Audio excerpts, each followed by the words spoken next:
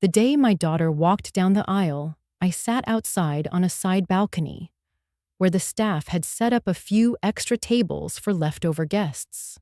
The music swelled, people leaned in with their phones raised, and laughter echoed under the chandeliers. But from where I sat, I could only see the backs of people's heads and the reflection of light bouncing off wine glasses. I was her mother, yet I was placed in the shadows, as if my presence was something to be tucked away. And I said nothing, not a word. I remained quiet, even though my heart ached. I stayed silent, even though 1,000 memories of raising her flooded through me. I swallowed the bitterness, because I knew something they did not. I held a secret. My late brother, Jonathan, who had built an empire no one in my daughter's new family could even imagine, had left me the deeds to private isles valued at $85 million. Yes. When my daughter walked down the aisle, I remained quiet about the 85 million private isles my billionaire brother left me. And it was a good thing I did. Because 1 week later, her groom showed up at my door with a lawyer in tow, demanding to claim them. Before I take you there, let me pause for a moment. If you're listening now, and if you believe stories like mine matter, stories about mothers and women who have been erased but rise quietly with dignity, please give this video a like, subscribe, and click the little bell. That way, you'll never miss the next story of strength, quiet justice, and healing. Now, let me take you back to that balcony. I was 69 years old, a widow for 10 years. My name is Judith Myers. I raised my daughter, Rachel, through every scraped knee and broken heart. I once held a household together, sacrificed my dreams for my family, and carried on when my husband passed, leaving me alone to rebuild a life from pieces. People see gray hair and quiet posture and think it means weakness. But the truth is, silence can be armor. That night, in my blue dress that I had sewn adjustments into myself, I sat at a wobbly table outside, with a draft sneaking under the drapes. The wedding planner had clearly run out of room inside. Someone had decided I would be fine, out here. And I smiled politely, pretending it didn't sting. I held my glass of water, not even champagne, and I watched Rachel, my only child, promise forever to Gregory. I told myself, let her have this day, even if it means I disappear into the corner of it.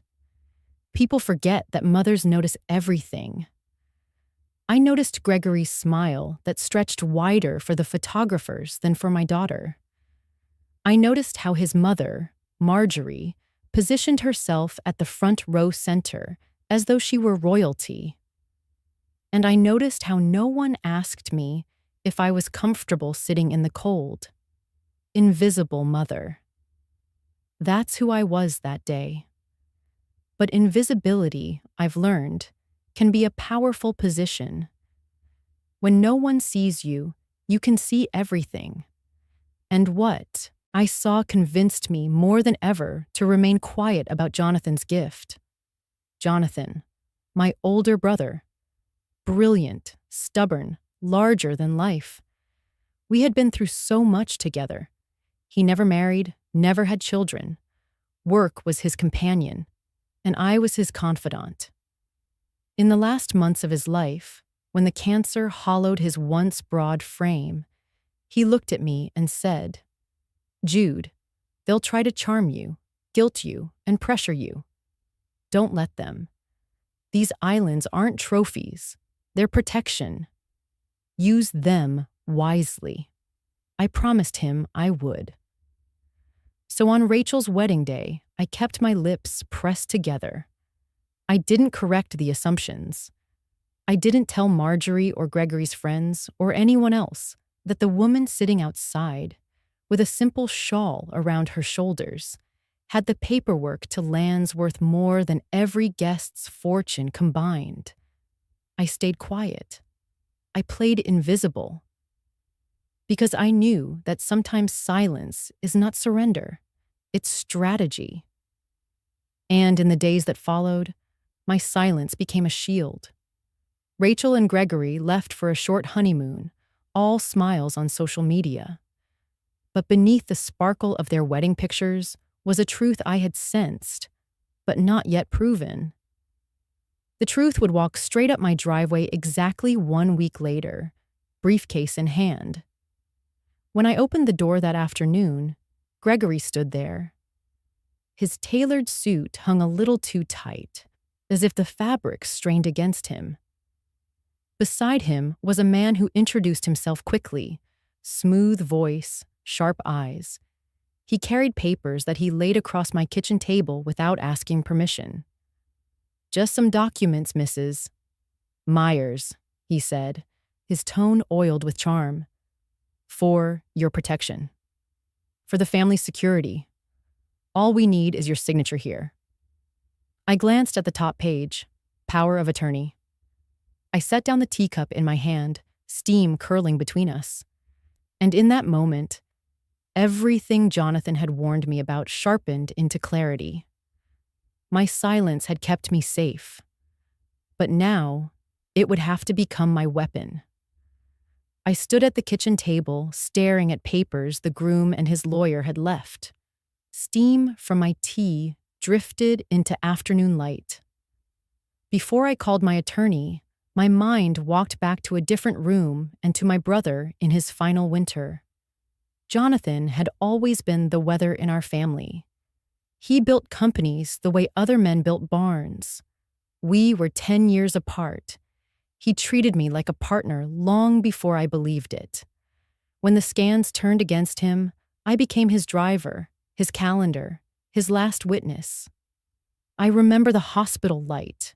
It flattened everything. He wore a gray robe. His shoulders looked smaller than memory. He opened a drawer and handed me a thin leather folder and a rolled nautical chart. His voice was frayed, but steady. "Some people love power the way moths love the porch light," he said. "Do not mistake flattery for love." He unrolled the chart across the blanket. Green freckles marked the aisles. Blue veins traced channels. He had circled coves and written notes in the margins. Shallow reef here, osprey rookery here, fresh water spring here. Then he took my hand and looked hard at me. "Do not turn this into a spectacle, Jude. Do not wave it around. Do not speak. This is armor, not a trophy." The folder held copies of deeds, trust instruments, and a letter in his neat square hand. Ownership had already been placed in a structure simple for me to manage, but hard for anyone to raid. My name appeared where it needed to appear. A bank officer would release packets only if I arrived with identification and a phrase from a poem we both loved. Jonathan prepared everything the way he launched a company. Precise steps, redundancies, no room for panic. Then he gave me something ordinary, a linen handkerchief with our initials, J and M, stitched at the corner in thread the color of bay water.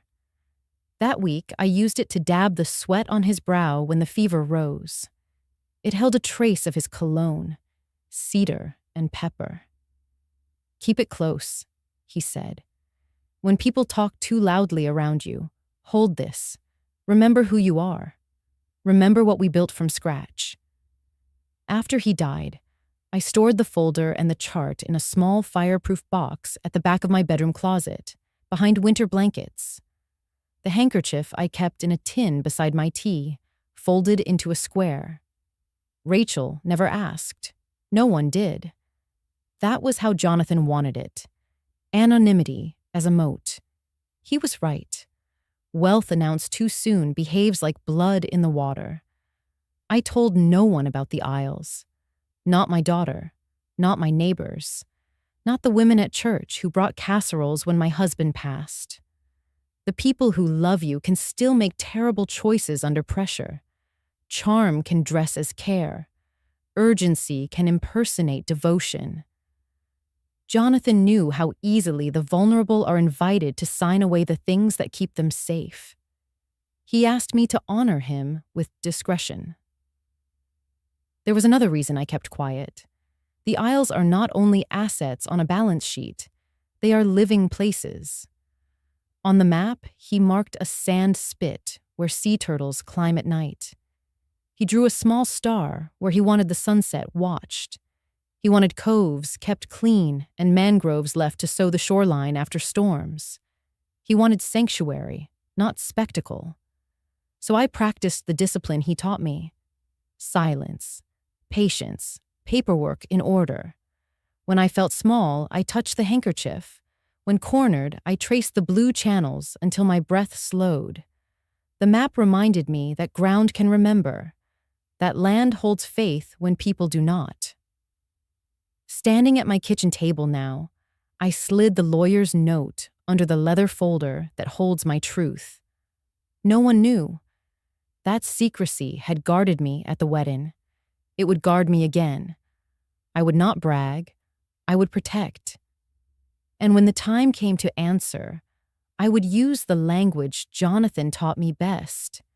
Signatures, not speeches. Boundaries, not noise. A life defended by quiet law. The venue looked like a magazine spread you leave on a coffee table to pretend life is larger than worry. Chandeliers poured light from a vaulted ceiling. Roses climbed white arches. A string quartet hurried through Vivaldi as if speed were elegance. Staff in black drifted with champagne flutes that rang like tiny bells. Guests queued beneath a neon monogram while phones glittered.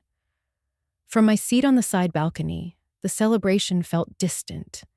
Faces turned toward the spectacle while my chair faced the draft. Inside the hall, a wall of cameras blinked like fireflies, capturing every curated moment.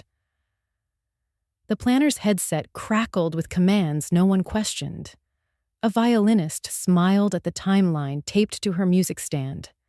Presentation mattered more than breath. Image mattered more than tenderness that night. For them, spectacle.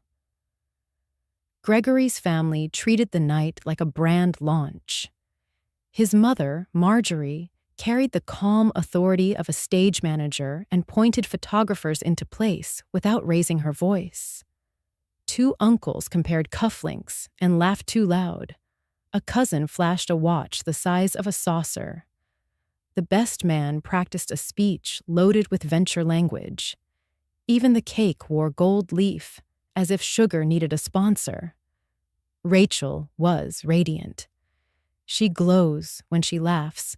She has since she was small. Yet the evening did not orbit her as much as it orbited an image of her. The planner guided her from tableau to tableau. Smile here, nod there, dip the shoulder for the camera, vanish behind the roses. She glanced toward the balcony, and I raised my hand. A server crossed between us, and the moment dissolved. Someone brought me a blanket. The gesture felt less like kindness and more like quality control. No venue wants a shivering silhouette near the photos. I wrapped it around my shoulders and watched candles tremble in their glass cylinders. Then memory rose without warning and set another picture beside the glitter. I remembered the church hall, where I danced with my late husband after our small wedding. The floorboards clicked under rented shoes, and the punch tasted like melted sherbet. We were poor in money and rich in sincerity. My mother held my bouquet when my fingers cramped from shaking hands. People knew my name. They called me to the center to cut the cake. I was not perfect, but I was visible. The world then felt smaller and nearer. Or maybe I simply belonged to it. Now I sat beside a fern and a space heater that hummed. A cousin from Gregory's side took a quick photo and promised to edit the heater out. I thanked him. I tightened the blanket and breathed. I used to stand at the center. Today, I stood at the edges. The sentence did not break me. It told the truth.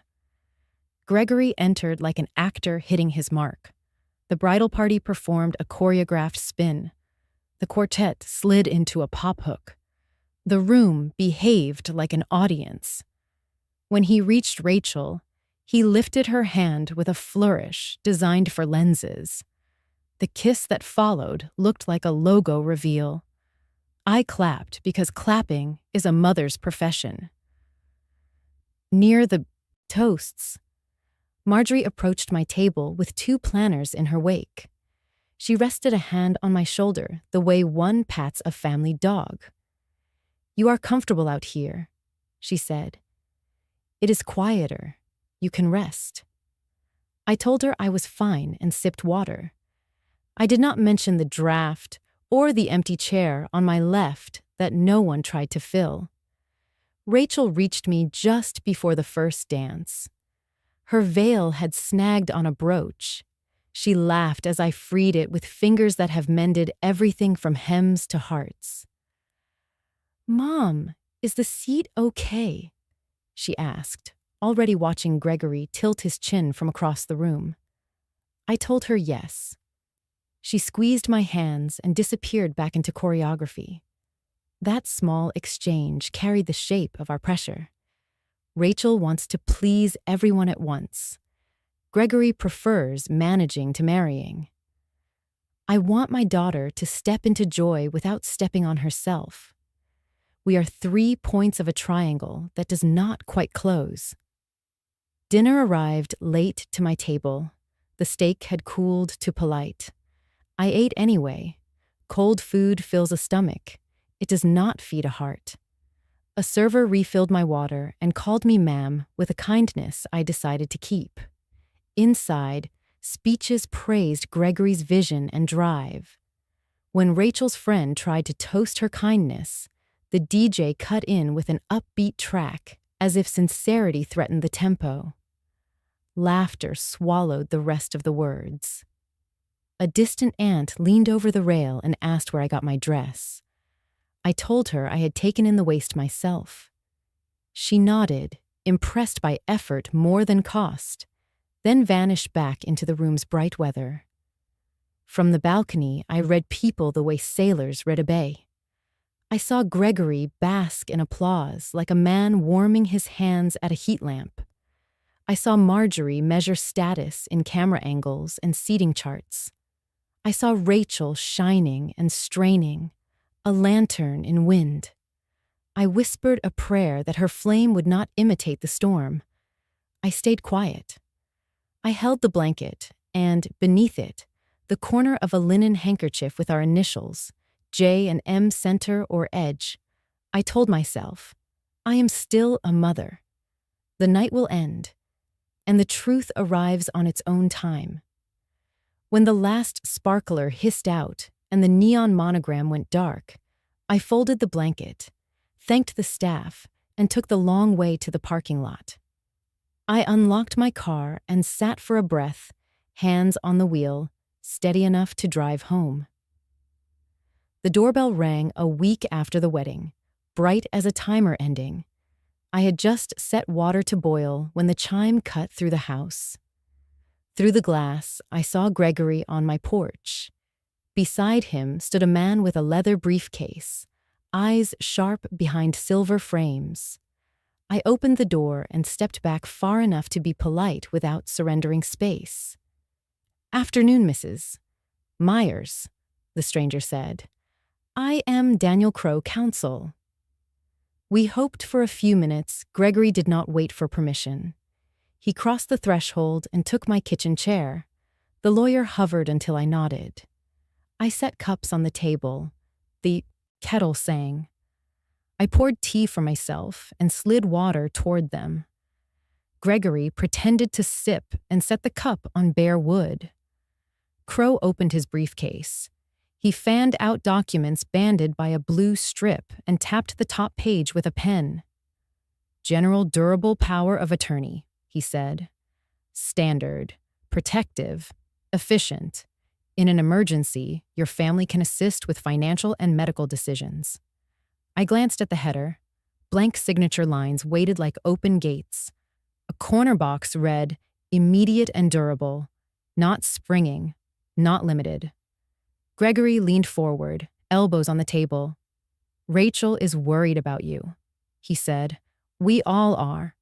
This is for your good, for peace. You should not have to juggle paperwork alone. Crow turned a page. Flags marked where to initial and sign. If you initial here and here, he said, we can finalize today. I let silence fill the room. Crow added more words about convenience, protection, family. Gregory looked at the kitchen clock and then at me. Judy, he said, using a nickname I do not carry, we have a lot on our plate this week. It would be a kindness if you signed. Now I placed my hand on the linen handkerchief folded beneath my palm and felt the weave steady me. I will have my attorney read it first, I said. The air changed.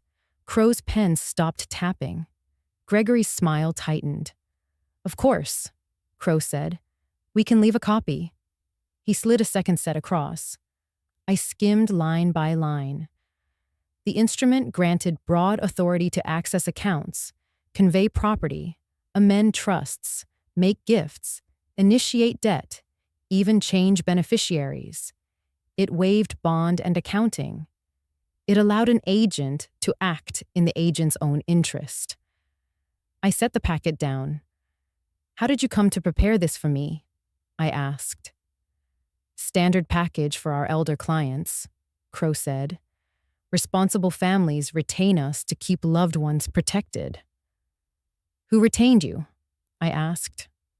Gregory answered first. We did. I did, as family. Do you represent me? I asked. For the purposes of this protective instrument, we serve the family unit, Crow said. That is not representation, I said. It is proximity. I set my teacup down. The porcelain clicked like a small gavel. Leave your card, I said. I will pass it to my attorney. Gregory tugged at his cuff, eyes flicking to my hands, searching for a pen that would not appear. This feels adversarial, he said. Rachel wants harmony. She wants no secrets. Harmony is not achieved by haste, I said, and secrets are not the same as privacy. Crow tried again. We can make the authority springing. We can narrow classes of transactions. The goal is to make things simple. You have made your goal simple, I said. Mine is clarity. I pushed the stack back toward him. No signatures today. Gregory leaned in. I respect boundaries, he said, which is something people say before they test one. But there is urgency.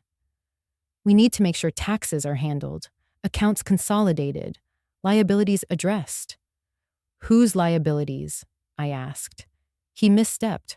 Household items, wedding invoices, strategic obligations.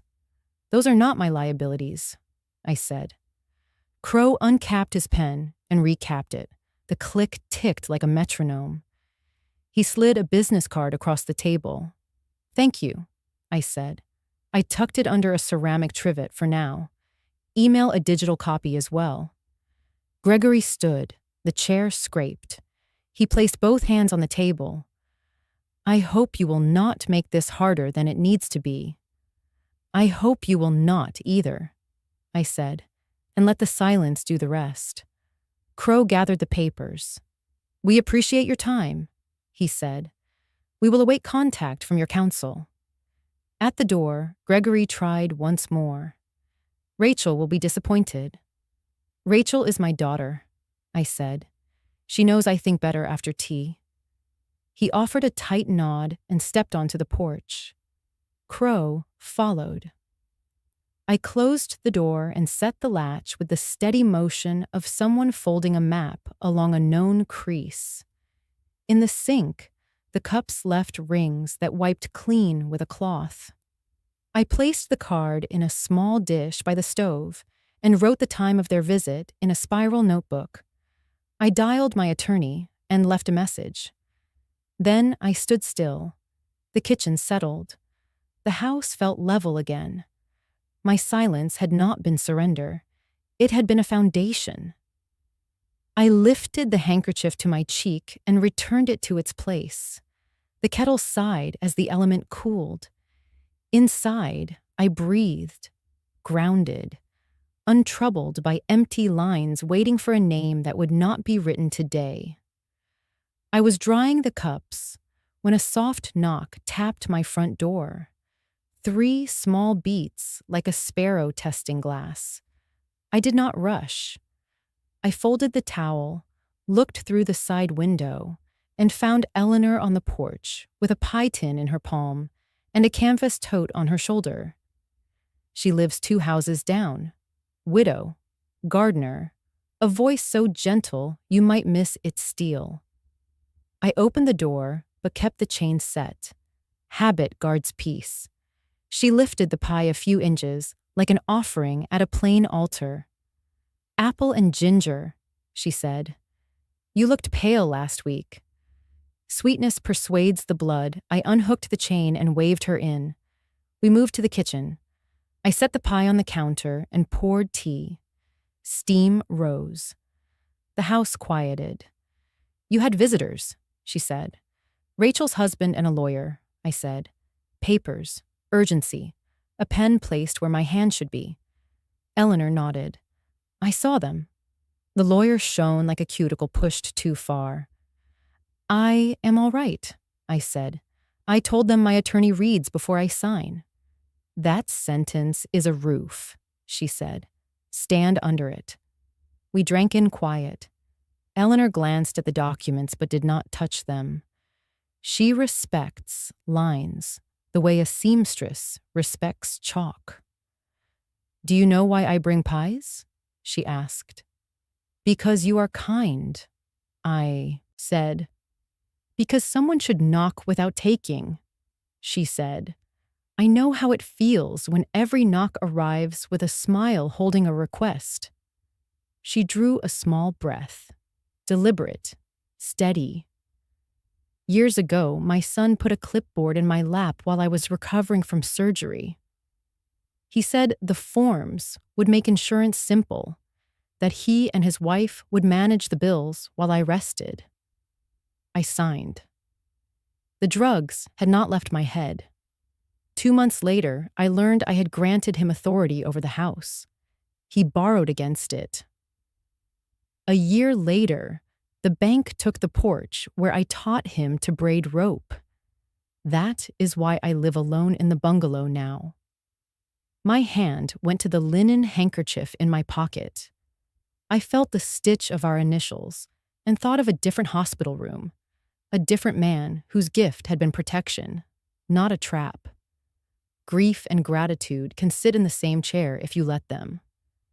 "I am sorry," I said. "I was sorry for too long," she said. "Now I am exact." Be exact, Jude. Exact is how we survive once we stop apologizing for wanting to stay whole. She set the cup down with a click. "They will come back," she said. "They will choose a softer word than control and sew it onto the same hook." Do not argue.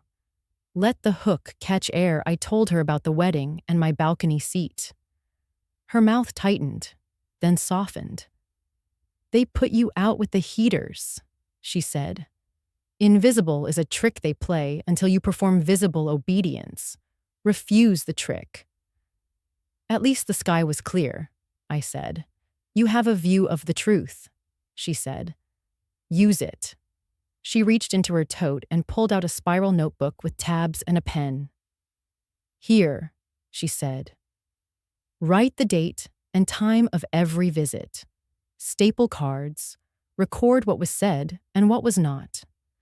Paper can be armor. If you choose the right weight, I opened to the first page and wrote the hour of Gregory's call, the names, the phrase general durable power of attorney, the lines I spoke, and the lines they pressed. The act felt like stitching a seam that had begun to fray. Eleanor watched with the patience of a gardener seeing a sprout take hold. "I am proud of you," she said. I smiled at the table, the kind of smile that arrives when hope stops feeling foolish. The kettle clicked as it cooled. Silence settled like a familiar coat. Eleanor stood to leave, then paused at the doorway. "You are not invisible, Jude," she said. "Not in this house. Not on this street. Not in eyes that still know how to measure worth." The sentence landed in my chest. I walked her to the porch.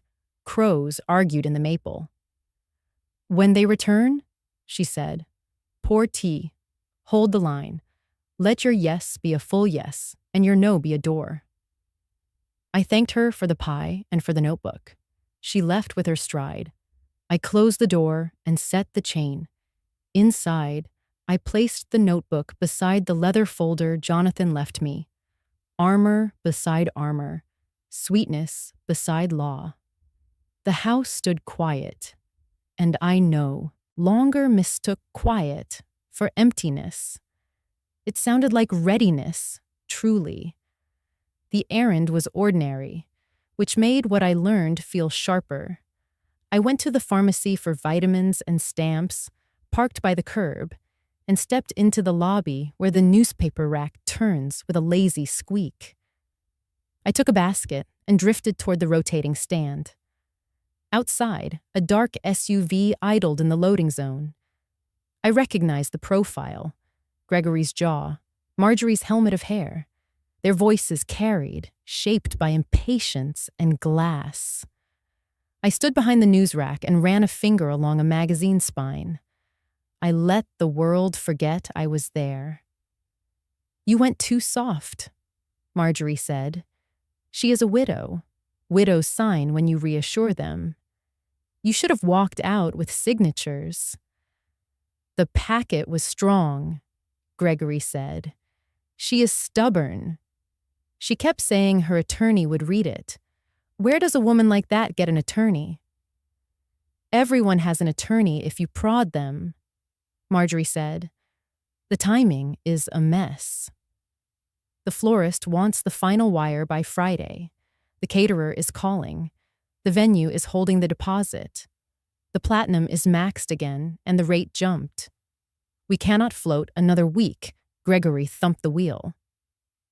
"I thought Rachel would nudge her." "She barely tried. Rachel is sentimental," Marjorie said. "She will choose peace until the bill comes due." "You must think for both of you," I shifted, and the stand squeaked. A cashier glanced up.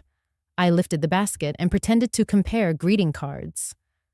"Silence is easier when it has a purpose," Marjorie continued. "You should not have left the originals. You let her feel powerful. She needs to feel dependent. Show her penalties. Emphasize confusion. Present it as protection. The general durable only works for us if it is signed. Otherwise, we have risk and invoices. I could tell her we need to consolidate accounts to get her better rates," Gregory said. "We can start with small transfers. Once I am agent, we refinance the condo, roll her under our umbrella, clean the slate." "Exactly," Marjorie said. "The bank will approve if a principal has property." "Does she own the house outright?" "I think so," Gregory said. "She lives small. There has to be something. People like her sit on accounts they do not use." "Then hurry," Marjorie said. "Interest is compounding, and the line of credit is due." "Do not tell Rachel the numbers. She would spiral."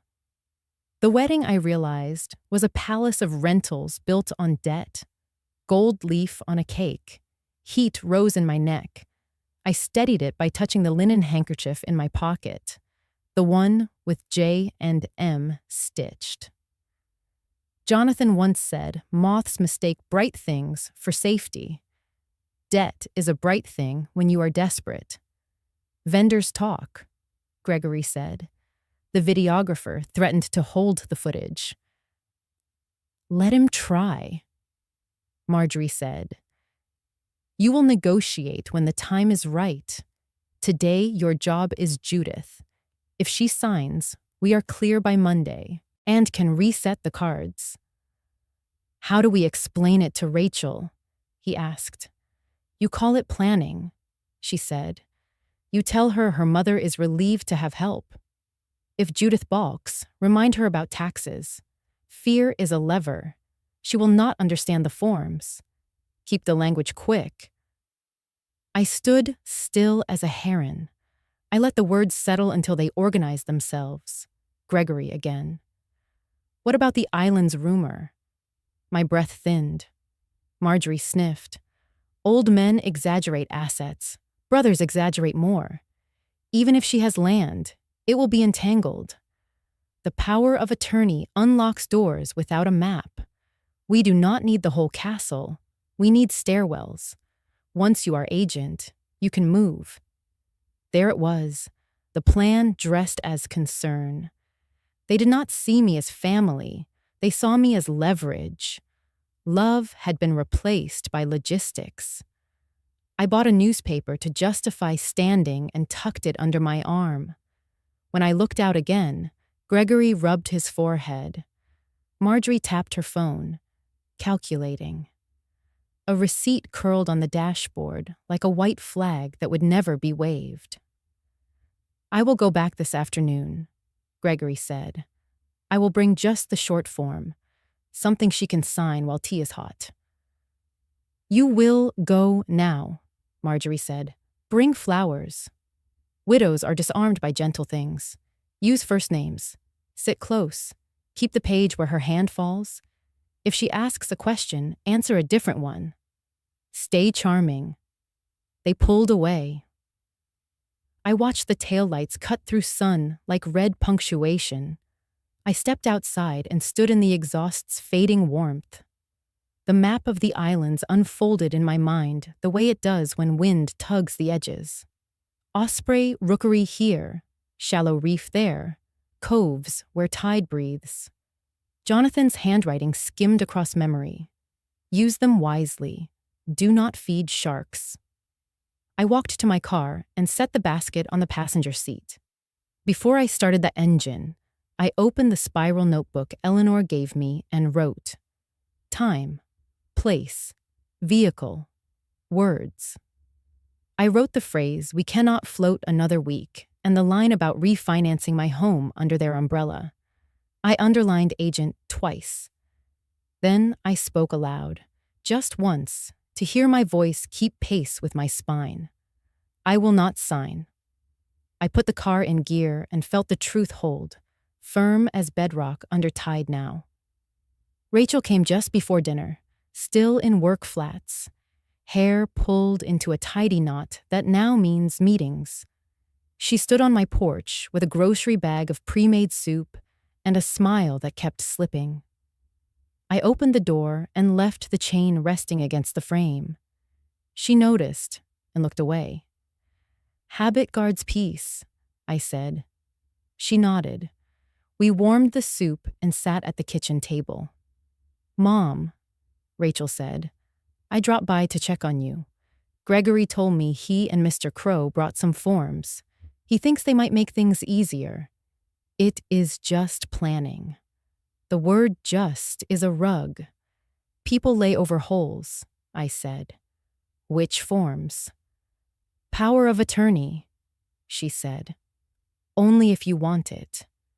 Taxes are complicated. You should not have to manage those alone."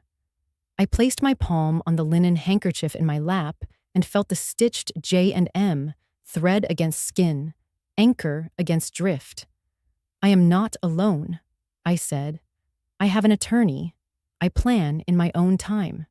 She exhaled. "Gregory says consolidation would help. One umbrella, fewer moving parts.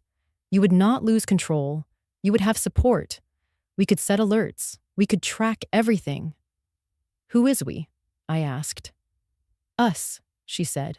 Gregory and me. Family. Mom, it would mean a lot to me if you would sign. For peace. I do not want tension between my husband and my mother. I took a sip and set the cup down like a gavel. Rachel, may I ask you something? On your wedding day, did you feel valued? She blinked. Of course, she said. It was beautiful. Did you feel valued by everyone who arranged it? I asked. By the way, you were moved like a centerpiece from one photo to the next, by where I was seated. She looked at the window. Weddings are chaos, she said. The planner made choices. I did not see everything. I saw enough, I said. I sat outside with heaters. You glowed. I clapped. But I am asking about you. Did you feel held? Did you feel seen? Her jaw worked. We had a perfect night, she said. Perfect does not need witnesses, I said. You do not have to protect it with me. She cradled the spoon. Gregory is under pressure, she said. His family expects excellence. He is trying. Trying can be decent, I said. Pressure does not excuse control. A document handed to me without my counsel is not care. It is leverage. Her eyes flashed, then softened. Mom, he is my husband. I want my marriage to start without battles. Peace that requires my signature is not peace, I said. It is surrender arranged to look polite. I am asking for help, she said. Help me keep harmony. I can help you without yielding myself, I said. I will cook dinner. I will listen. I will even wait while you and Gregory learn to be a team. But I will not put my life under an umbrella I did not choose. Rachel traced a ring of condensation on the table. Are you hiding something from me? She asked. Privacy is not secrecy, I said. My mother kept the ledger in a tin. She did not pass it around the table to prove love. I am keeping my ledger. That is not a lie. That is adulthood. She swallowed. Gregory worries you will become isolated, she said. He says people take advantage of widows. People do, I said. That is why widows learn to say no. You always were stubborn, she said. Stubborn kept this roof over our heads when your father died, I said. Stubborn raised you. Stubborn paid for braces. Stubborn is what I call staying. She looked at me. She set the spoon down. What if I asked you to sign? She said. Not Gregory. Me. I would tell you the same thing, I said. I do not sign without my attorney. I do not sign what I do not need. I will not turn over my name for convenience. The room settled into the sound of the heater. After a while, she stood and carried our bowls to the sink. We washed and dried in a rhythm we learned. At the door, she hugged me. As she stepped onto the porch, she turned. Mom, she said, will you at least read the short version if we bring it? Bring nothing, I said. Email my attorney. She nodded and left. I closed the door and set the chain. Then I opened Eleanor's notebook and wrote what we said and what we did not. When I finished, I pressed the handkerchief to my cheek. I want Rachel to be happy. I refuse to vanish to get there. Eleanor suggested the Thursday Circle at St. Mark's, a small room where chairs are soft and tea tastes like steadiness. I carried shortbread and the linen handkerchief with J&M stitched, an anchor warmed by my palm and pocket. The sign read, Women's Support and Prayer. No questions at the door, just a chair slid open in the ring. 8 women gathered. Familiar eyes, lived courage, shoes kicked beneath chairs like roots reaching quietly for shared ground that day. Linda coordinated. She placed a basket for phones, a tissue box, then voiced rules so no one needed to guess. Speak briefly, listen fully, Advise only if asked. No rescuing, no fixing. What we hear stays within this room together. She lit a candle and let the quiet stretch until our shoulders lowered and the room agreed to hold it. May said the utility misapplied her payment, mailed a red notice. She shook after waiting, asked courage to call again. Carmen asked steady hands for Friday's infusion and for soup to taste like soup instead of metal or cotton again. Patrice sought patience when her sister flips day into night, and breakfast belongs at 2 in the morning without argument. Sunita wanted her back to hold through holiday pies and customers, to remember civility when the line lengthens late afternoons. Nora asked wisdom for messages swinging tender at noon and cruel by dusk. She keeps, uncertain which voice is real. June prayed for grip strength, Ruth for gas money and calmer nerves, petitions that sounded like survival wearing manners today. When my turn came, I said my daughter married. I sat on a balcony during reception, smiling into the draft. A week later, her husband arrived with lawyer and papers for my signature, convenience waving like a banner beside concern. No one gasped. Heads tipped as a diagnosis gained a name. Linda slid tissues toward me, palm open, unspoken anchor. I answered no. Silence felt like armor until my daughter asked for harmony. Armor bruises when pressed that way sometimes. Under the table, I pressed stitches into my palm and breathed. The cloth remembered me when words threatened to forget. I told them I wanted peace, not the kind purchased with my name or brokered against boundary that keeps me. Patrice smiled with her eyes.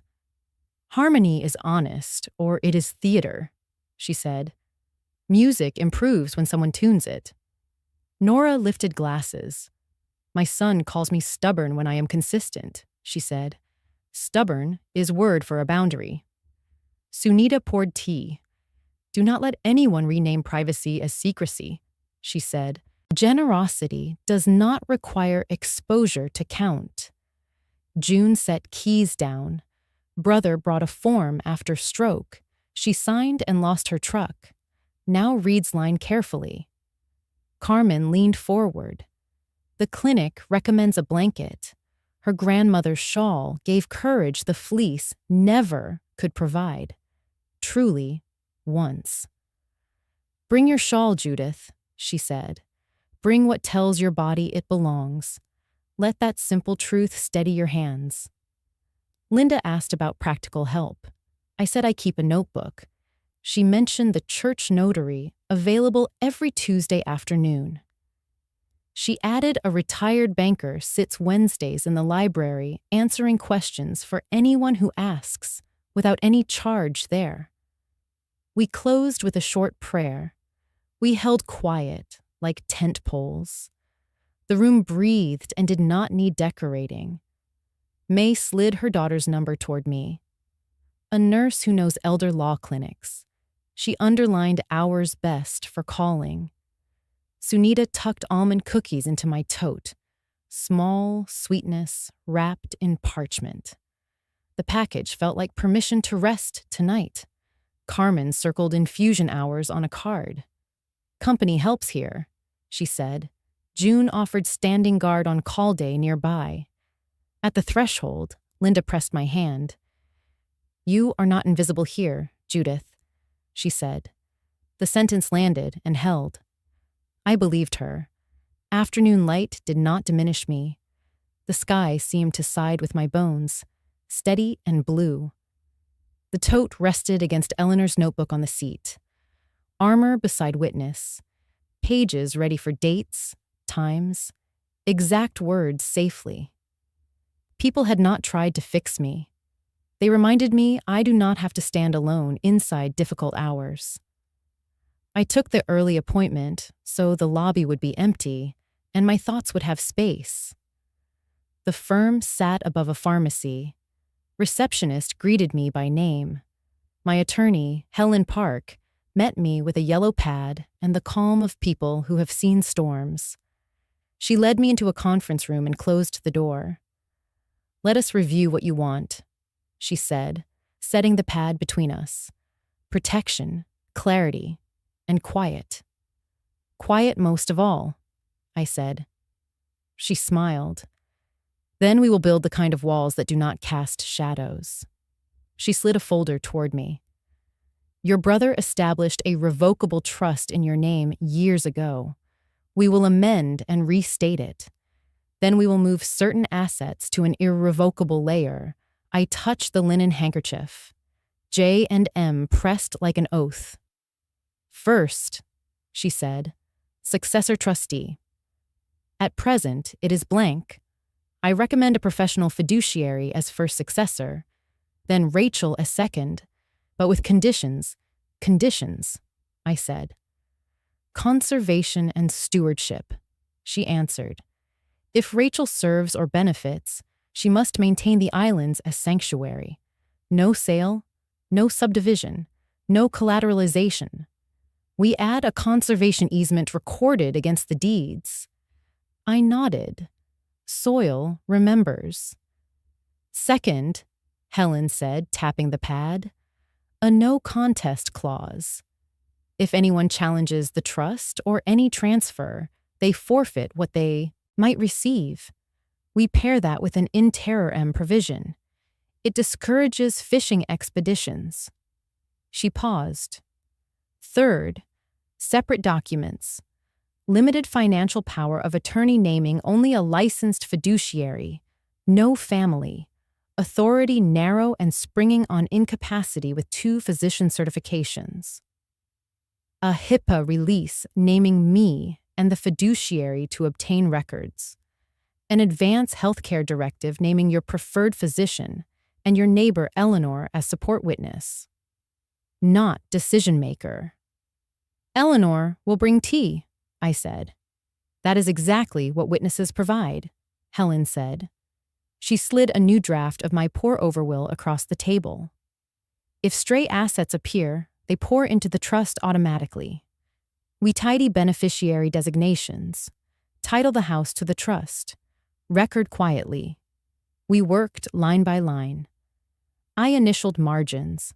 I asked about verbs. Helen explained the difference between shall and may. Why and or can sink a boat. How durable can mean too much in the wrong hands. Inside, Resolve walked the perimeter and tested doors. I felt steadier with every clause made plain. "We will also prepare a letter of wishes," she said. "It does not bind a court, but it instructs a trustee. You can speak as a sister and a mother. Not only as an owner, I wrote sentences about ospreys and turtle sand, about the coves Jonathan had marked with stars. I wrote about Rachel, how her kindness deserves a world that does not punish kindness, how love must never be traded for image." A paralegal entered with a red notary stamp. Helen reviewed execution formalities. The paralegal handed me a pen with weight that steadied my fingers. We signed the restatement, then the conservation easement, then the limited power of attorney, then the healthcare directive, then the HIPAA release, then the pour-over will. With each red seal, the air changed. The stamp thudded against paper like a small gavel. Not drama, law.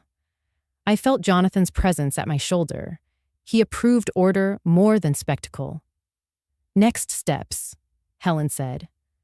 "We notify the bank, retitle accounts, record the easement and the deed, quietly. Schedule the notary at church for 1 witness to keep appearances ordinary. I will courier certified copies in a plain envelope.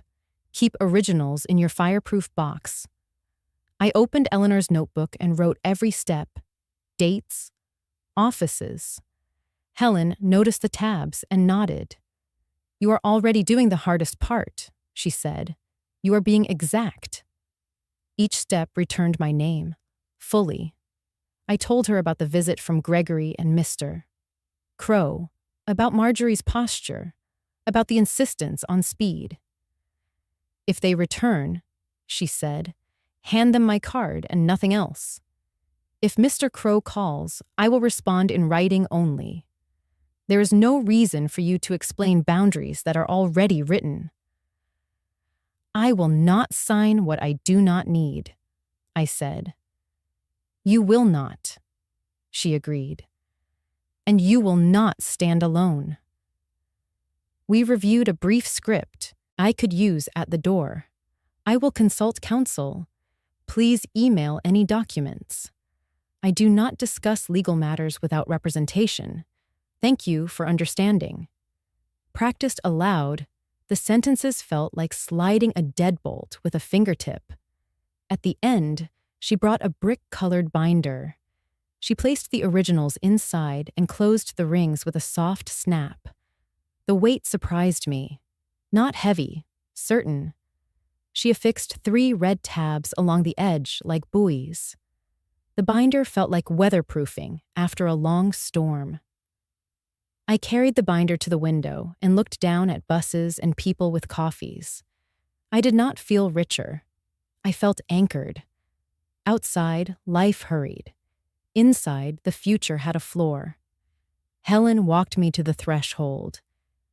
You have everything you need, she said. I had it when I walked in, I said. Today, we gave it shape. She held the door while I stepped into the corridor. I tucked the binder against my ribs as if it were a book I had waited years to read. The story was mine. The ending would be quiet and clear. I waited until the house exhaled the last sounds of evening. The kettle cooled. The brick binder sat on the table like a heart. I carried tea and paper to the porch. The air smelled of rain. The maple whispered. I unfolded the linen handkerchief with our initials stitched in bay blue. J and M lay against my palm, steady as a pulse. Dear Jonathan, I wrote, and felt the pen hesitate, the way my breath used to when rooms did not plan for me. You would approve of today. The trust is restated, the easement signed, the healthcare forms complete, the power of attorney narrowed and springing. Each red seal sounded like a gavel tap. Law, not theater. You told me silence could be armor. I believed in theory.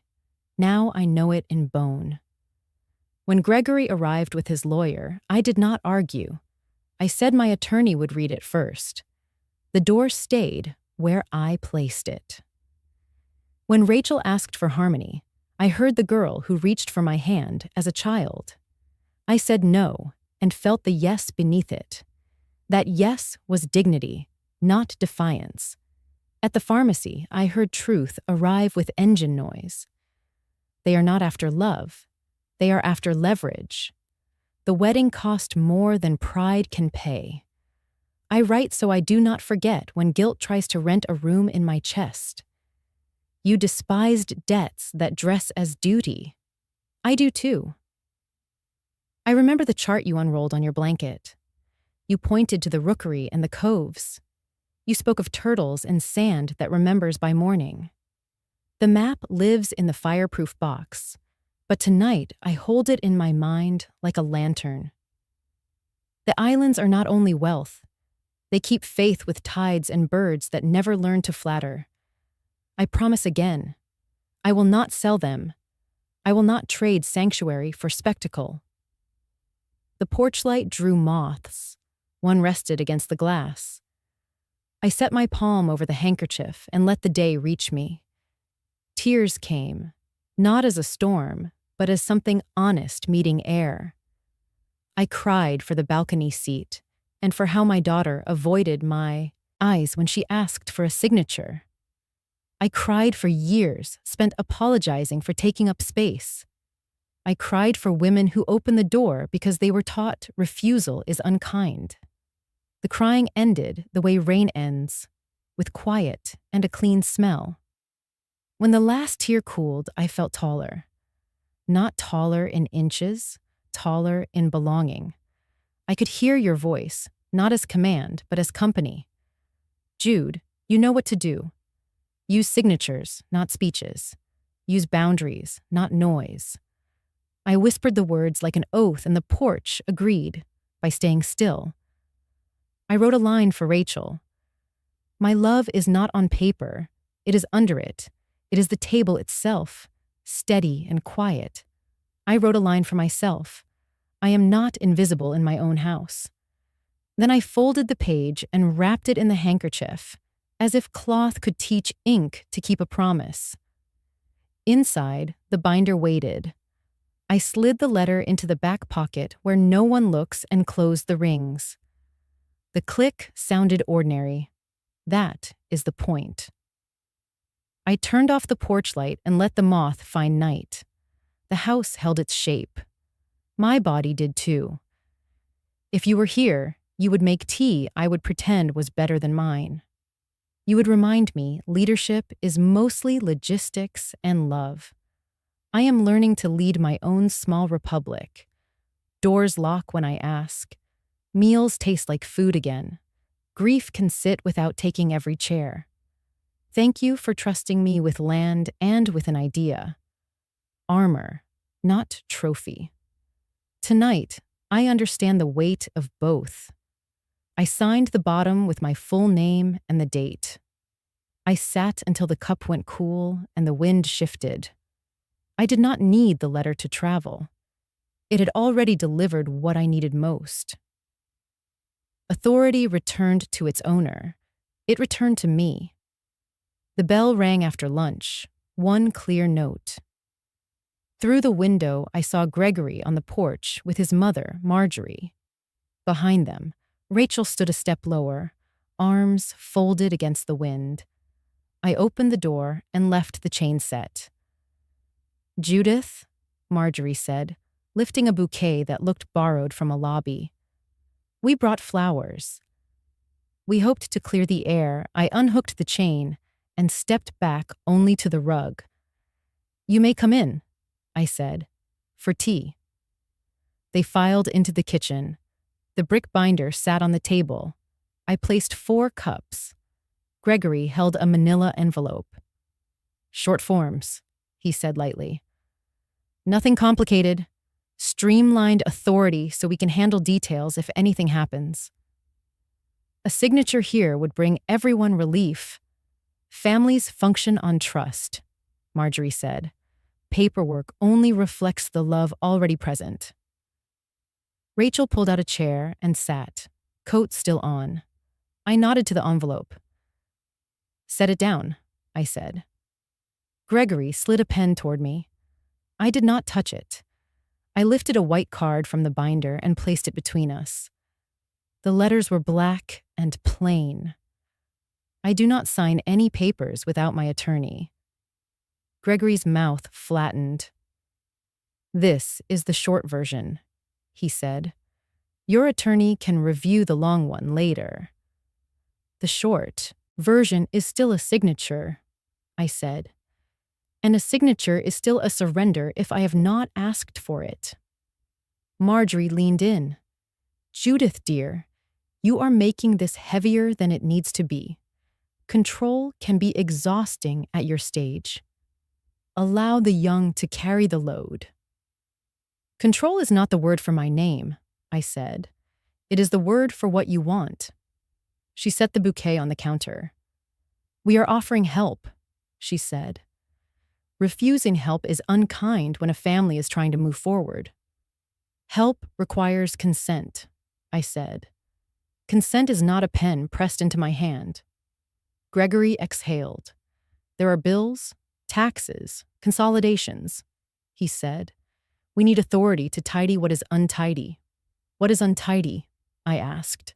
Wedding items, he said too quickly. Vendors expect coordination. The videographer has deadlines. Those are not my items, I said. Coordinate your own. He glanced at Rachel, seeking a teammate. She looked at her hands, then at me again. Not peace yet, but alignment taking its first breath. We respect your independence, he said. This is risk management, protecting you from predatory actors, streamlining unavoidable tasks. I am protecting myself, I said. I am also protecting my daughter from crisis decisions made under pressure. Crisis is already here, Marjorie said softly. You may not know the numbers, but we do. Let us act. Email my attorney, I said. Any numbers you believe relevant can travel there. If you insist on barriers, you will push this family apart, she said. Barriers keep structures standing, I said. A door is not hostility, it is design. Gregory tapped the envelope. Will you at least look? I have looked, I said. At the way urgency knocks and calls itself care. I folded the linen handkerchief in my lap. Stitches met my fingertips like a reminder. I turned to Rachel. Are you comfortable with this? I asked. Do you want me to sign away authority today? Her eyes filled. She shook her head almost invisibly.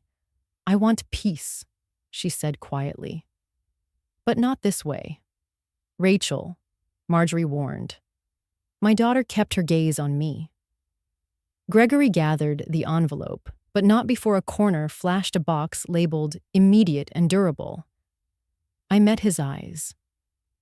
You brought authority you do not deserve, I said. You will leave with the envelope you arrived with. He stood. We will consult counsel, he said. Please do, I said. I slid Helen Park's card across the table. All communication goes through her. I will respond in writing only Marjorie Rose. Petals brushed the floor. You are choosing loneliness, she said. I am choosing boundaries, I said. Loneliness is what arrives when boundaries are absent. At the door, I held it open. Gregory paused on the threshold. You are making a mistake, he said. You do not understand what you are risking. I understand exactly, I said. I risk displeasing you. I will survive that loss. They stepped onto the porch. Rachel lingered.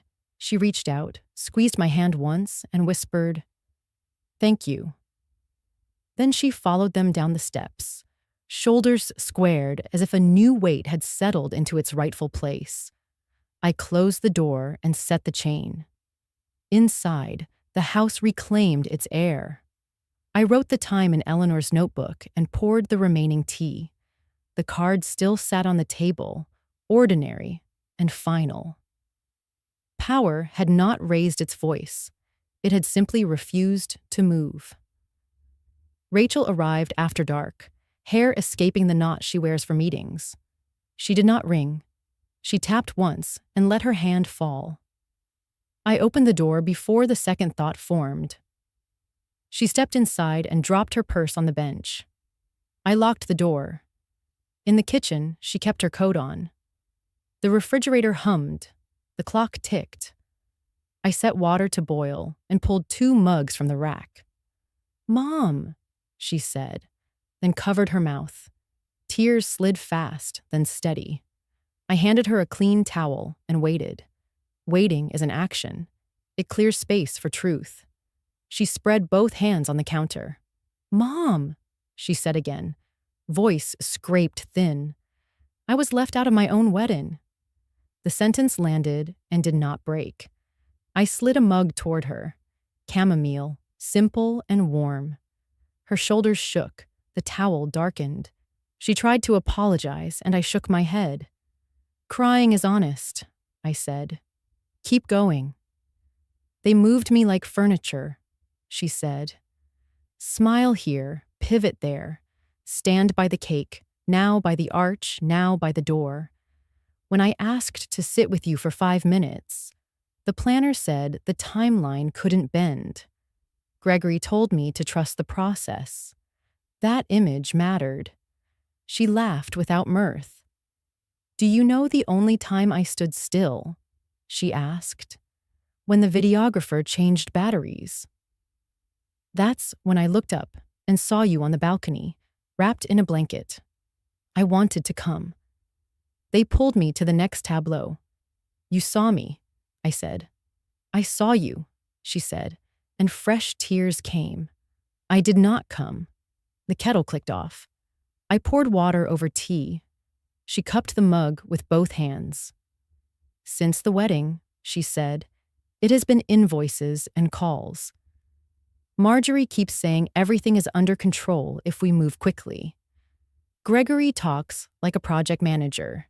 He says we when he means I. He asked me to persuade you. I did. I am ashamed I did. I let the words sit. What do you want now? I asked. I want peace that does not erase me, she said. I want to sit at a table without auditioning for permission.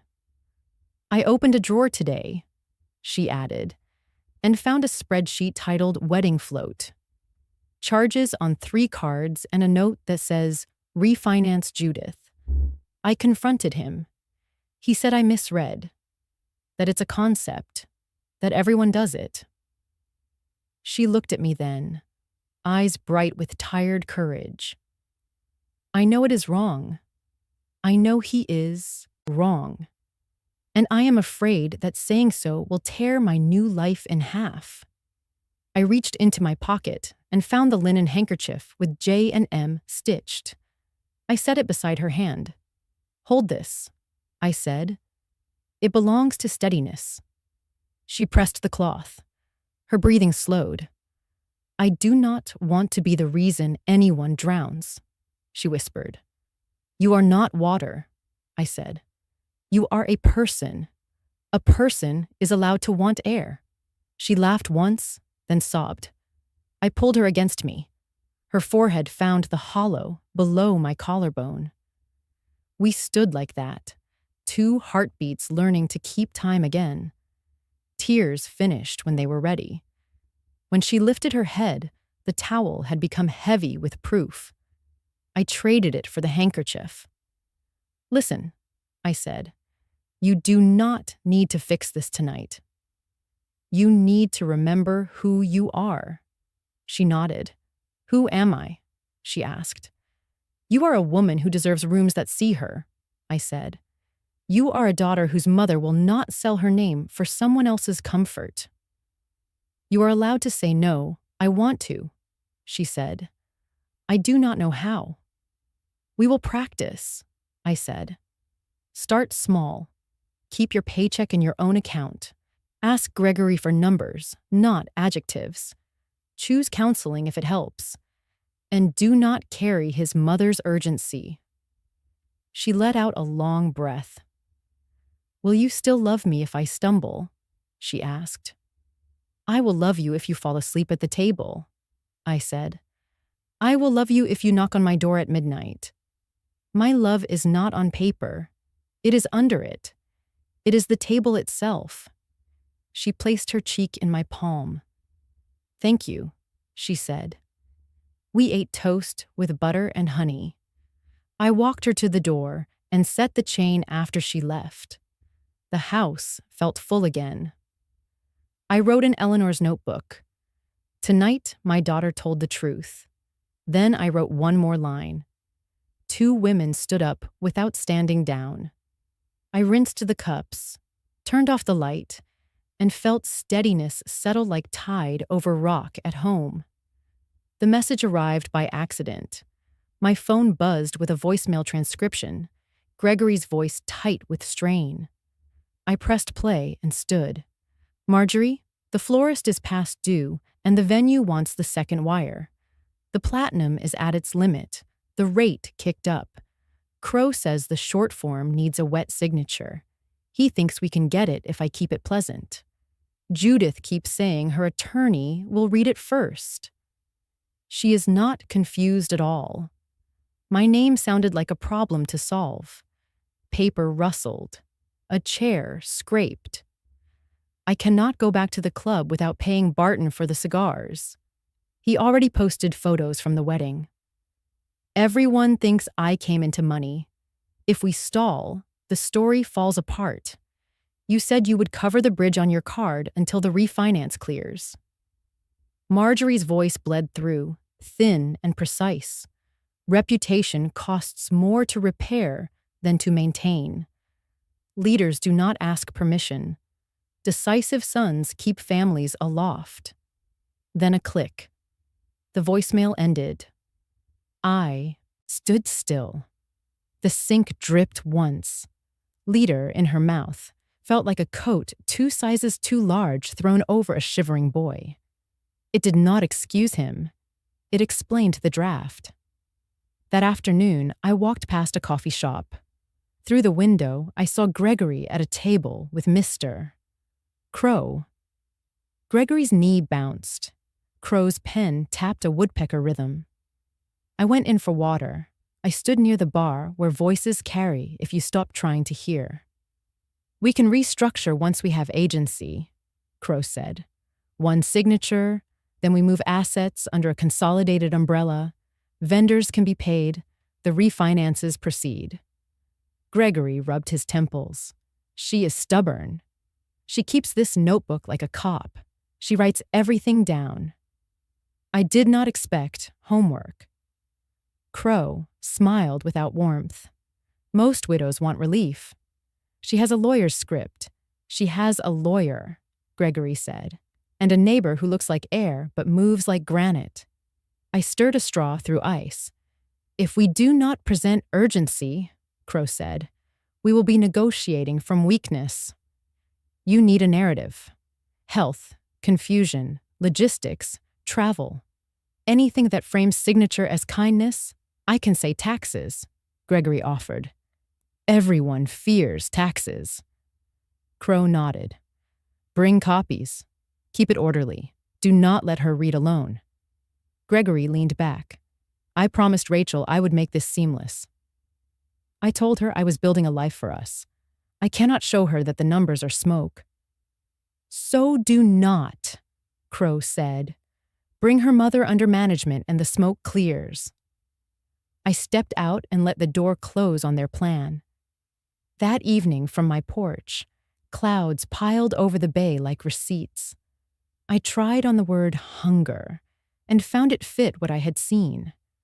Not hunger for bread, hunger for display, the kind fed by applause and punished by silence. Gregory chased applause the way moths chase porch light. Every light turns hot.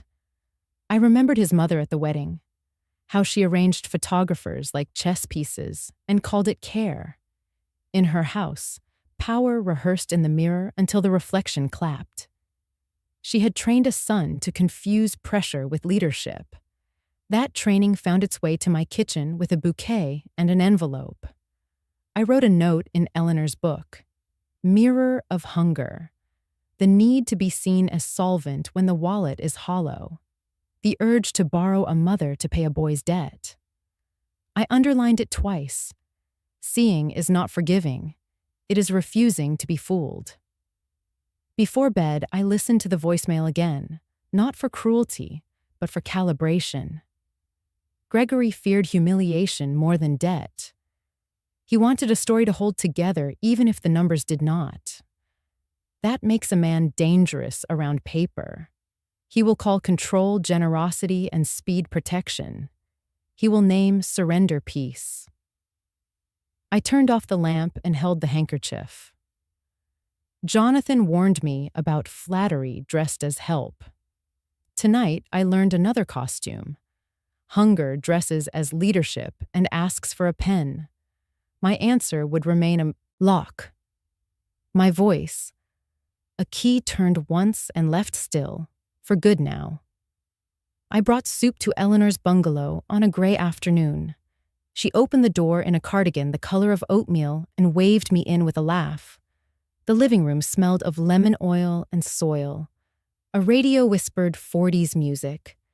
We set bowls on the coffee table and sat where cushions had learned our shapes.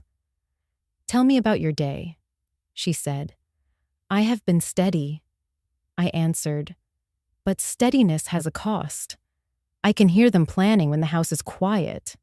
Eleanor lifted her spoon, then set it down. I should tell you something I rarely finish, she said. You need the whole of it, not the polite version. I waited. Waiting is an action. It slows panic and clears vision. It was the winter after surgery, she said. I was groggy and grateful. The room was a white box that hummed. A nurse with kind eyes brought water and told me to rest. My son arrived with his wife and a folder. He kissed my forehead and said he had handled everything so I would not worry.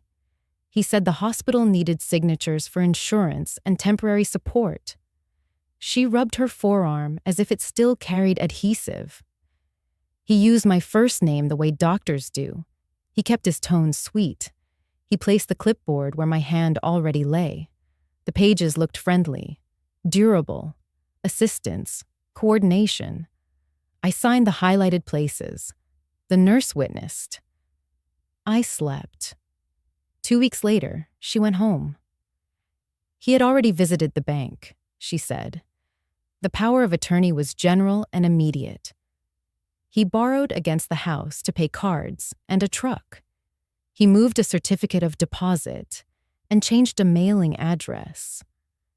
When I discovered it, he cried. He called it a misunderstanding. He said I had agreed silence finished the sentence for her. I wanted to believe him because I wanted a son, she said. Wanting can be a trap. What happened? I asked. The bank was polite and precise, she said. They showed me my signature. They explained durable. They pointed to the line waving accounting. My lawyer was good, but late. We saved what we could. We sold the big house because the payments had become a harness. I bought this bungalow with cash left like crumbs. My son stopped calling. When he did, he asked for gas money. She smiled. I do not tell you this for pity, she said. I tell you so you will not climb into a chair I have already occupied. Paper can be armor. In the wrong hands, it is a trap door. I pressed the stitches of the linen handkerchief in my pocket. J and M, thread against skin. Thank you, I said. Hearing it matters. There are parts I still cannot say without heat, she said. The day I packed the porch swing. The day I watched strangers carry out my kitchen table. The neighbor who said I should forgive because he is family, and men are simple. Forgiveness is not a locksmith. We sat quiet. The radio hummed.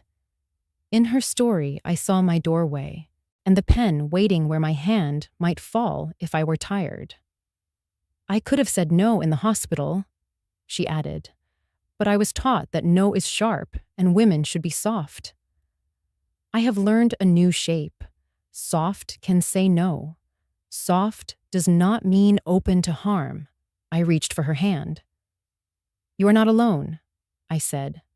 Neither are you, she replied. You have a binder and a backbone. Use both. She stood and returned with a small tin. Inside lay extra keys and a sheet of names. My locksmith, a banker who explains without jargon, a notary who will come to your porch. If they arrive again, call the notary first. Make them wait. Waiting reveals intent. I placed the tin in my bag. The weight was not heavy. It was clarity. We walked to her door. Rain began, a clean pattern on the steps.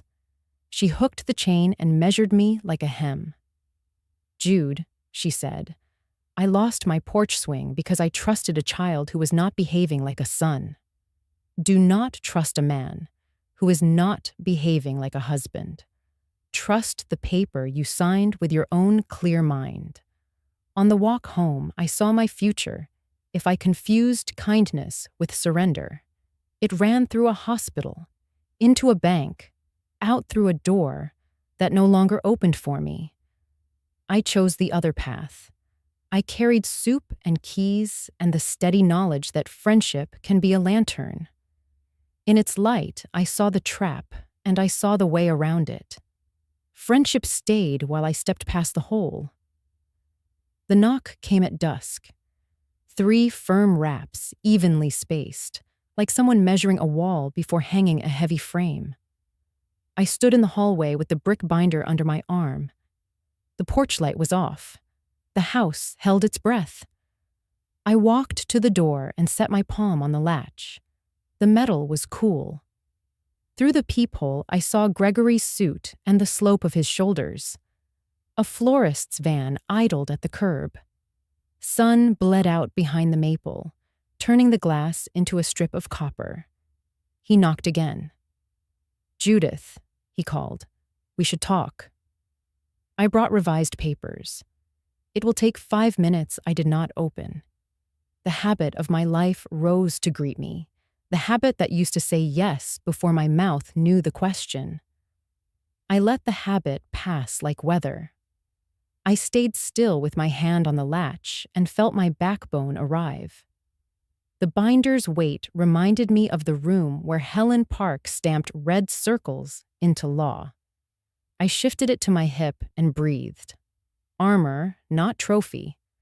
Jonathan's sentence fit the moment like a key. "Judith," Gregory said, softer now, "I have a bouquet for you. We want to make this easy. Easy is a costume." I kept my voice even. "Please email any documents to my attorney," I said through the door. "I do not discuss legal matters without her." Silence. Then the faint sound of paper sliding against a folder. "These are the simplified versions," he said. "Short forms. We only need initials." "I will not review anything at the door," I said. "Email my attorney." Behind him, someone cleared. A throat. Marjorie. I could not see her through the peephole, but I could feel the direction of her gaze, as if she were aligning a camera. "We are trying to protect you," she said. "You are making this adversarial." "This is a boundary," I said. "A boundary is not a fight."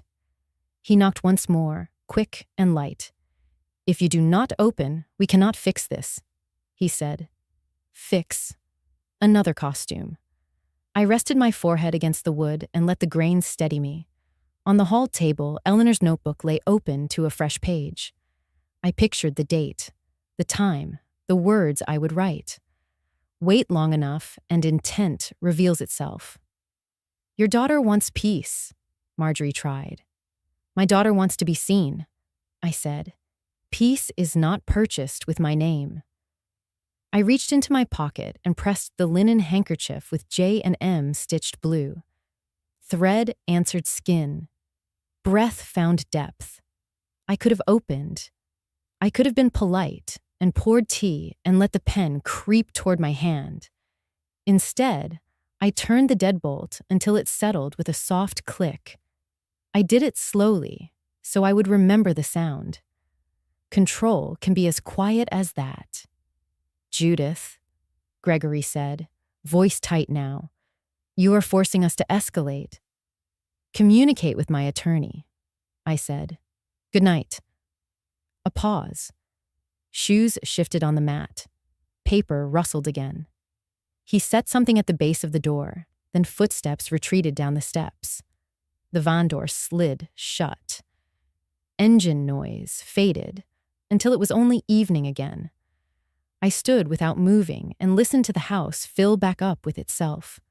The refrigerator hummed. A pipe ticked. Somewhere, a neighbor watered plants and the hose snapped against cement. I placed the binder on the console and opened Eleanor's notebook. I wrote exactly what had happened. Knock at dusk. Revised papers. Bouquet offered as key. Door not opened. Sentences used. Threat implied. I underlined the line about the deadbolt. Then I knelt and picked up the envelope Gregory had slid beneath the door. I did not open it. I slipped it into a large plastic sleeve marked "Hold for Counsel" and set it atop the binder. The sleeve turned their urgency into an object that could wait. At the kitchen sink, I rinsed a cup and made tea. Steam rose in a straight ribbon. I carried the mug back to the hall and stood facing the door, the way a sailor faces the horizon to learn the sea. Some thresholds protect, some thresholds test. Tonight, mine had done both. I said the words aloud so they would belong to me. I choose the latch. I choose the lock. I choose when the door opens. The house seemed to nod.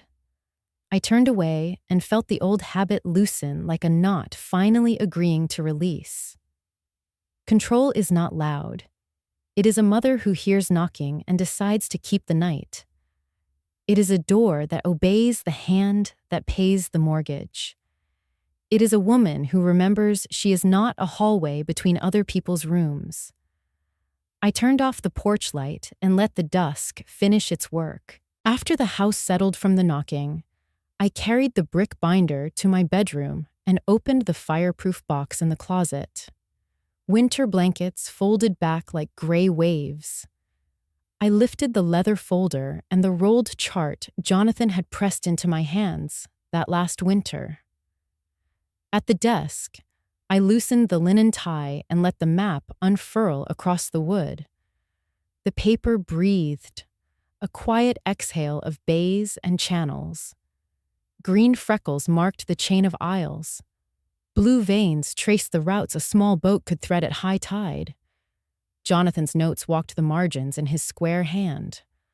Osprey rookery here, shallow reef here, fresh spring here. He had drawn small stars where sunset sits the longest. I set my palm on the largest island and felt the cool of paper answer my skin. I spoke to him as if he were pouring tea in the next room. I will keep them. I will keep them whole. No sale, no subdivision, no collateral. These are not chips. These are shores. They belong to wind and tide and the soft feet of birds that do not know cameras. They will be sanctuary. If Rachel inherits, she will inherit stewardship, not spectacle. I traced a channel with my finger, slow as prayer. A porch moth tapped the window pane. The sound was small and patient, like everything that survives weather by refusing to panic. I thought of Gregory's envelope sealed in the plastic sleeve and felt the old pull toward explaining. The map answered with its stillness. I did not owe anyone a show. I wrote one sentence on a card and tucked it into the folder with the deeds. Soil remembers. The words steadied me more than any speech. Land keeps record without bitterness. Shorelines forget no tide, yet they do not hold grudges. They simply shape themselves to truth and wait for the wave to pass. I folded the chart along its old creases, careful to keep the edges clean. I returned it to the tube and tied the linen cord. The fireproof box clicked when I closed it. Plain sound. Good sound. I slid the box back behind the blankets and turned off the closet light. At the desk, I opened Eleanor's notebook and wrote tonight's vow. Keep the aisles whole. Teach Rachel the tides. Guard the rookery. Pay the caretaker well. Say no quickly and kindly. Say yes only to stewardship. Mail a copy of the easement to the county clerk and to Helen's office. Dates, tasks, steps that make a promise practical. When I turned toward the window, the moth had left. The glass showed only my face and the faint line of dawn beginning to suggest itself behind the maple. I rested my hand over my heart the way it had rested over the map. The beat was even. The house felt settled. I whispered the sentence again so the walls could keep it with me. The vow felt simple. Soil remembers. Helen met me at the county building just after opening. A thin winter sun climbed the courthouse steps with us. She carried a messenger bag and the quiet confidence of people who keep chaos outside the margins. I brought the brick binder and a small tin of cookies. The security guard recognized Helen and waved us through. We stepped into the recorder's office. "Today is paperwork justice," Helen said. "We file, we record, we notify. No speeches, only signatures." We sat at a side counter. She opened a stack of documents prepared after our last meeting. On top lay the amended and restated trust. Behind it, the conservation easement. Then the limited power of attorney. Then the letter of wishes. Then deeds titling the house into the trust. "First, your signature as grantor and trustee," she said. "Then we acknowledge before the notary. After recording, the trust owns what the trust owns. Your boundaries are not suggestions." I signed where yellow flags asked me to. Slow, clear letters. The notary slid the journal forward, checked my identification, and pressed an embosser into the paper. The device breathed out a crisp seal. Then came the red stamp.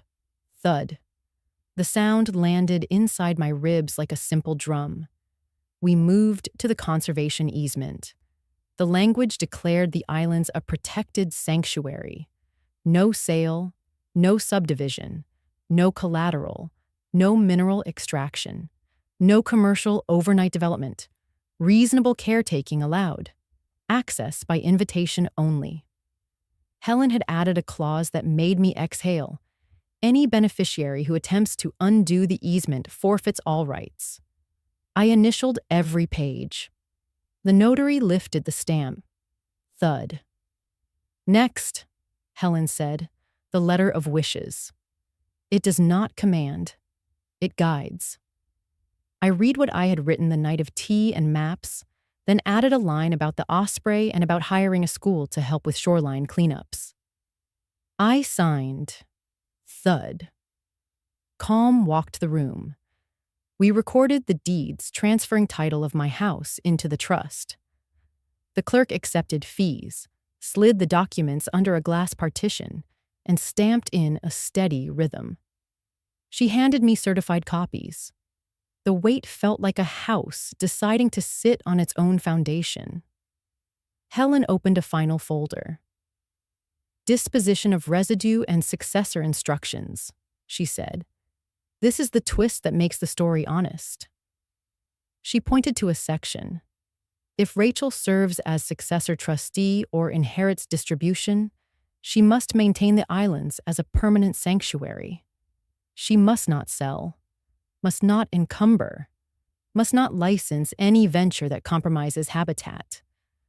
Violation converts her share to a charitable gift for coastal restoration." I read the sentence twice. It did not feel like punishment. It felt like a handrail. "She will be steward or she will abstain," I said. "She loves you," Helen said. "These terms protect her from pressure. When someone tries to shove, she can point to the paper." I signed. The notary stamped. Thud. We left the recorder's office and walked to a bank 2 blocks away. The manager met us in a small glass room that smelled of coffee and policy. Helen handed over certificates, the trust's identification number, and a letter instructing that all personal accounts be retitled in the name of the trust with me as trustee. The manager photocopied, typed, printed, and slid forms across the table. He clipped them together and shook our hands. "Consider your accounts properly dressed," he said. Back outside, pigeons rehearsed ownership of the steps. Helen checked items off a list. "Courier will take certified copies to my file. County will mail conformed copies. Here is your stamped original easement. Keep it with the chart. If a storm blows, this piece of paper is a seawall." We returned to my house to organize. I slid the easement behind the chart and tucked both into the fireproof box. The binder received certified copies, business cards, and a new laminated sheet with my sentences for the door. I brewed tea. Helen opened the cookies and took one like a sacrament. "Judith," she said, You have built a fortress that does not look like a fight. I felt the truth of that. My breath fell into step with the red thuds still echoing in memory. I called Rachel and asked her to stop by after work. Helen stayed. When my daughter arrived, she stood in the doorway and looked at the binder as you look at a lighthouse. I told her what we had done, the way the trust holds, the way the easement works, the condition written for her protection. She listened, eyes bright with dignity returning. You are giving me a future I will not have to apologize for, she said. I am giving you a boundary you can point to, I said. If anyone demands access, show them the seal. Helen explained the clause in steady language. Rachel placed her hand on the binder. For a second, I saw her as a girl, tracing maps at the kitchen table. She nodded. I accept stewardship, she said. If I inherit, I keep it whole. I set the handkerchief on the table between us. We touched it together, 3 fingertips resting on thread, the color of the bay. The house listened. Somewhere a truck downshifted. Inside, everything felt level. The last stamp still echoed like a heart that had finally found its right pace. Today. Rachel came back the next evening just as the streetlights blinked on. She paused at the threshold like someone checking whether the world still permitted grace. I opened the door before she knocked. She stepped in and wrapped her arms around me with a fierceness that belonged to the little girl who used to run from the playground straight into my coat. She didn't let go quickly. Neither did I. I'm sorry, Mom, she said, for pushing you to sign, for not seeing you at my own wedding. For letting image speak louder than love, I guided her to the kitchen. The binder sat on the table like a lighthouse. The handkerchief rested beside it like a flag the wind respects. I poured tea and waited. Waiting is hospitality when words still gather themselves. Gregory called after I left work, she said. He wanted me to pressure you again. He said we should act as a united front. I told him unity is not a mask to hide behind. I told him I would not stand between you and your attorney anymore. How did he take that? I asked. He talked about optics, she said. I told him I was done with optics. I'm not a photograph. She took a breath. I am ashamed that I let the wedding swallow me. I kept telling myself I would come sit beside you once the next photo was done. There was always a next photo. You are sitting with me now, I said. She nodded. I read the easement, she added, tapping the binder lightly. I accept it. If I ever inherit, I will keep the islands whole. I will not trade sanctuary for spectacle. I reached across and placed my hand over hers. Then we are on the same shoreline, I said. She looked at me as if the sentence rearranged the furniture of her chest. Tears came, clean and ordinary. I need a mother who knows where her edges are, she said. I need to learn that for myself. The door of this house is always open, I said, but the paperwork is not. She breathed out a small, relieved laugh. I can live with that. We ate toast with butter and apple slices Eleanor had left on my porch with a note that said, "For courage." Rachel told me she planned to meet with a counselor from the church office hours. She would keep her direct deposit separate and ask for the wedding numbers in writing. She would not sign anything on a doorstep. She would not translate someone else's hurry into her emergency. Does that make me disloyal? She asked. It makes you responsible, I said. Loyalty without honesty is a costume that chafes. She sipped her tea. I might stay with you for a few nights, she said. Not as a retreat. As a reset, your room has clean sheets, I said. I kept the quilt you like. We carried a spare suitcase from the closet. She packed slowly, like someone choosing what to keep, not just what to wear. I did not say much. I don't need to narrate my love. I set pillows and made space on the bathroom shelf.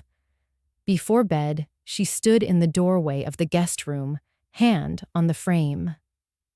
"Thank you," she said, "for not putting your love on paper." "My love is the table itself," I said. "It holds." She smiled and went to brush her teeth. I sat with the binder a moment longer, grateful the law could keep calm while hearts took their time. Outside, a dog barked twice, and a truck downshifted on the avenue. Inside, peace moved with a human pace. Light switches clicked. Water ran. Then quiet settled like a blanket finally big enough for both of us. I wrote one line in Eleanor's notebook. She returned without bargaining. Then I put the kettle on for morning and turned out the light. Before sleep, her phone buzzed with a text from Gregory asking for unity. She silenced it and slipped the phone face down into a drawer. We did not discuss it. We had answered. Soil remembers. So do mothers. So do daughters. I set the table in the dining room the way my mother did when she wanted a day to mean itself. A white cloth, plain china, 2 cups already warming with steam. The brick binder rested on the sideboard, not as a centerpiece, but as a lighthouse. I pulled the center chair back and let my hand rest on its rail.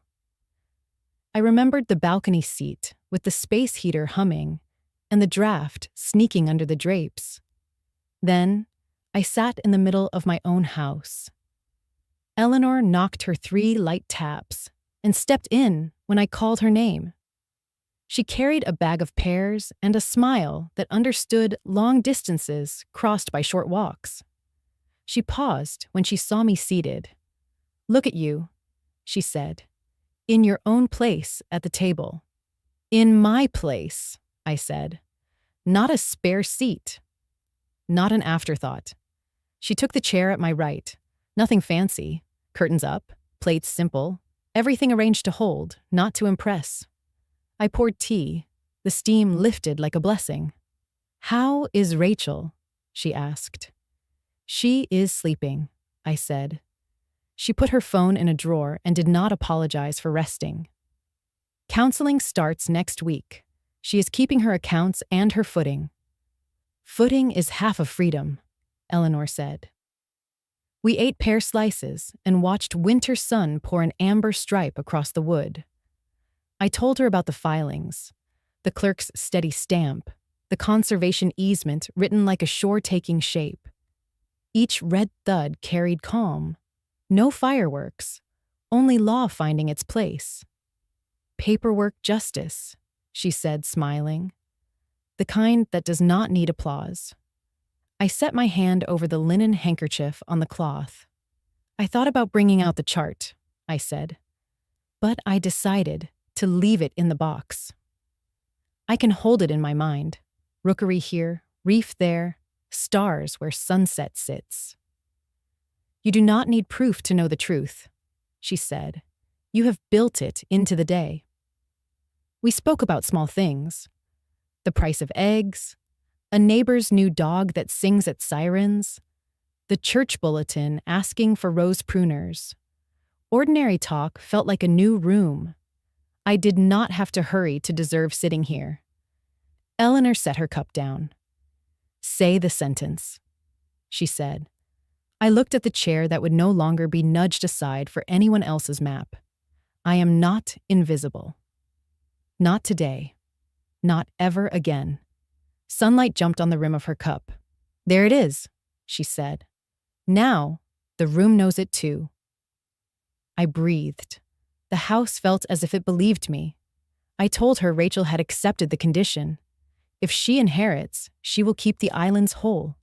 No sale, no subdivision, no collateral. If anyone tries to pry, the paper will answer before she has to. Stewardship looks good on you, Eleanor said. And on her. Some clothes fit only after a certain age. We drew our chairs a little closer, not for defense, for comfort. I remembered the planner waving me to the balcony and calling it quieter. Quieter is not the same as valued. Here, the quiet belonged to us.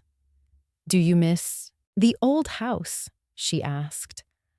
I miss who I was in it, I said. But I am her here too.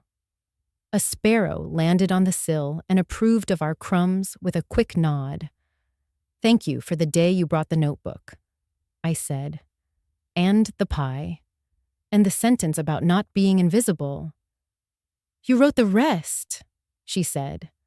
I only tapped the line where you already knew to sign.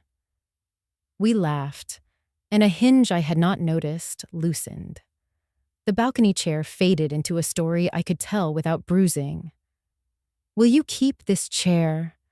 She asked, touching the center backrest. I will, I said.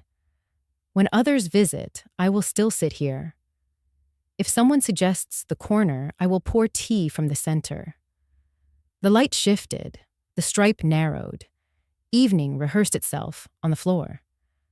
I walked her to the door later, and she stood on the threshold with her tote. We both looked back at the table. The chair waited, certain exactly where it belonged. You did it, she said. Not alone, I said. She squeezed my hand and stepped into the mild cold. I closed the door and set the latch with the smallest click. Then I returned to the table and sat in the center again, as if to sign the room a second time. The house answered by holding still. Nothing borrowed, nothing owed, only a chair and a woman choosing it. The circle closed without noise. Light, as if on cue, settled across my shoulders and stayed. I walked to the shoreline just after sunrise and let the wind lift the edges of my scarf. Waves unstitched themselves against the rocks and stitched back again with patient hands. I did not ask for a sign. I did not bargain with the day. I only pressed my palm to my chest and spoke in a voice small enough to belong to the water. Peace is something I signed to keep for myself. I will honor what was entrusted. I will protect what remembers. I thought of the chair at my table and the way light crowned it yesterday afternoon. I thought of Rachel sleeping down the hall, breathing like a tide that has finally found its rhythm. I thought of Eleanor's steady knock and Helen's red seals thudding like a kind heart. I am not invisible, not today, not ever again. Soil remembers. So do sisters and daughters and the homes that hold them. I walked back, brewed tea, and opened Eleanor's notebook for the last entry of this story. Date, clear weather, shoreline bright. Action taken, mercy chosen. If you were here beside me, you would see ordinary things. A kettle, a pen, a binder resting where a centerpiece might sit. That is what victory looks like in a quiet house. Not a trumpet. A table that does not wobble. If you have ever been sidelined at your own celebration, ask yourself a simple question. Will I stay outside, or will I move my chair to the center of my life? If you have ever been asked to sign away your name for someone else's comfort, remember what I learned at a door I did not open. No is a complete sentence when dignity is at stake. Before we say goodbye, we would love to know. Where are you watching from? Is it a quiet morning with a warm cup of coffee? Or a late night where stories like this keep you company? Let us know in the comments. We read everyone with gratitude. And if this story touched your heart, please consider subscribing to the channel. Not just to hear more stories like this, but to be part of a community that still believes in kindness, healing, and second chances. Thank you for spending your time with us today. Wherever you are, we hope you carry this story with you.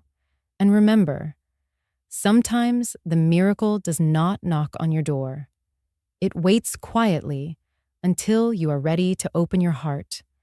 Take care, and we will see you in the next story. If you have ever felt dismissed, will you keep silence to guard your worth? If you have ever stood at the edges, what will you do to step into the center? Leave your answer. Lend your courage. Take what you need. The door is open. The paperwork is signed. The sea is listening. Before I close this notebook, I want to leave you with a practice you can keep. Choose a chair in your home and claim it as yours.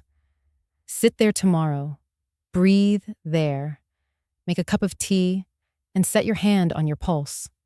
Say a steady sentence out loud. I am allowed to choose. Write today's date on a card and list a boundary you will keep. Put the card under your cup as a coaster and let life rest on top. When fear knocks, read the sentence and keep your latch. When kindness calls, open. This is how quiet justice begins, not with thunder, but with a mother at a table, knowing she belongs.